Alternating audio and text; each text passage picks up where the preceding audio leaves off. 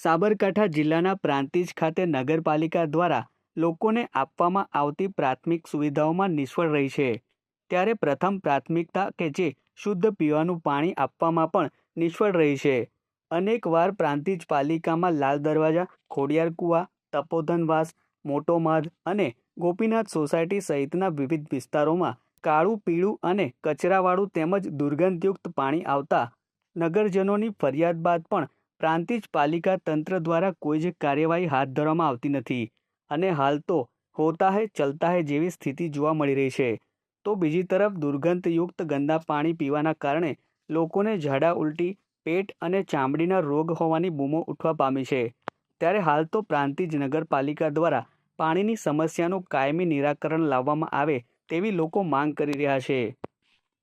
પાલિકામાં રજૂઆત 3-4 વખત જાય પણ કોઈ ગંગારતું જ નથી. જઈએ એટલી વાર પછી સારું આવે, પછી પાછું હતું એને ખરાબ પાણી આવે છે.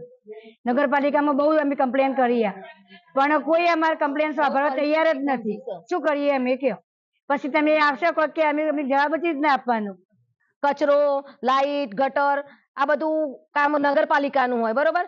આ તો કેટલી વાર બધા માણસોને બોલાવીએ છીએ અમે, કોર્પોરેટર, પણ કોઈ આવતા જ નહીં. પછી છેલ્લે અમે આ ન્યૂઝ વાળા ભાઈને બોલાય, શું કરીએ?